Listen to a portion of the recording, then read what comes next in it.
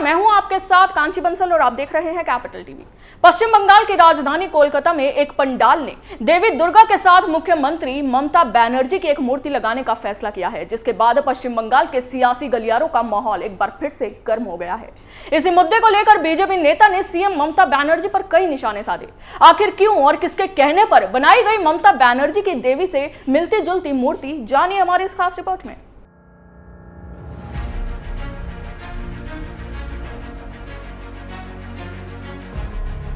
ममता बनर्जी की गुंडागर्दी के किस्से देश विदेश तक फैले हैं, लेकिन अगर उसी ममता बनर्जी की तुलना देवी दुर्गा से की जाए तो यकीनन आपको भी गुस्सा आना लाजमी है। दरअसल कोलकाता में एक पंडाल ने देवी दुर्गा के साथ मुख्यमंत्री ममता बनर्जी की एक मूर्ति लगाने का फैसला किया है, जिसके बाद ममता बनर्जी के खिलाफ भाजपा का गुस्सा फूट पड़ा है।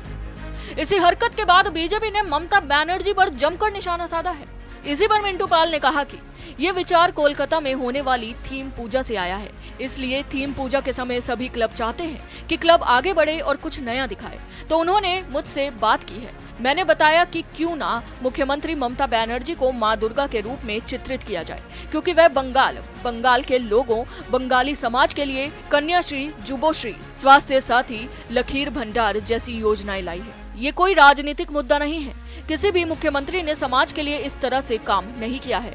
वह जो भी प्रोजेक्ट ममता लेकर आई है वह कोई नहीं लाया। अब बंगाल की पूजा समिति लोगों को अपने काम को लोगों के सामने लाने के लिए कि ममता जी ने ये काम किया है और उन्हें देवी का रूप माना जाता है। ममता मूर्ति के 10 हाथों में हथियार रखने के बजाय कन्याश्री, स्वास्थ्य साथी, रूपश्री, सबुज साथी और लकीर भंडार जैसी परियोजनाओं का चित्रण किया जाएगा। उन्होंने कहा कि आयोजक लोगों को उनकी सरकार की ओर से शुरू की गई अलग अलग सार्वभौमिक रूप से प्रशंसित विकास परियोजनाओं के बारे में बताना चाहते हैं। पंडाल में कार्तिक, गणेश, लक्ष्मी, सरस्वती की अन्य मूर्तियों को छोटे बच्चों के माध्यम से दिखाया जाएगा और छोटी दुर्गा माँ की मूर्ति की पूजा होगी। ममता की मूर्ति को लेकर बीजेपी नेता अर्जुन सिंह ने तंज कसते हुए कहा कि जिसने भी हमारे देवी देवताओं का अनादर करने का प्रयास किया है और जो लोग अपने समर्थकों के माध्यम से खुद को भगवान मानते हैं, वे राजनीति में लंबे समय तक स्थिर नहीं रहे हैं। वहीं बीजेपी की टिप्पणी के बाद ममता की पार्टी तृणमूल कांग्रेस के विधायक मदन मित्रा ने कहा कि बंगाल में दीदी ने एक मां की तरह बंगाल की रक्षा की है। उन्होंने कहा कि बंगाल में हमारे पास एक गीत है, पत्थर में नाम लिखोगे तो समय के साथ ढल जाएगा, लेकिन नाम दिल में लिखोगे तो दिल में रहेगा। ऐसे ही ममता की मूर्ति नहीं रहेगी, लेकिन वह हमारे दिलों में रहेगी। बंगाल की 10 करोड़ जनता के दिलों में बसने वाले शख्स का नाम ममता बनर्जी है। हमने देखा है कि लोगों ने असुरों और दानवों के चेहरे पर नरेंद्र मोदी का चेहरा चिपका दिया है। ये हम कुछ नहीं कह सकते, क्योंकि ये उनकी पसंद है।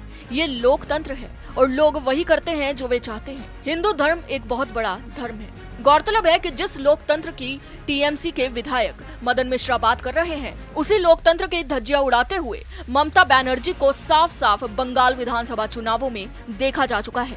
अब इसी पर बीजेपी आईटी सेल के प्रमुख अमित मालवीय ने कहा कि बंगाल में चुनाव के बाद की भीषण हिंसा के बाद ममता बनर्जी के हाथों में निर्दोष बंगालियों का खून है। ये देवी दुर्गा का अपमान है। ममता बनर्जी को इसे रोकना चाहिए। वह हिंदुओं की संवेदनाओं को आहत कर रही हैं।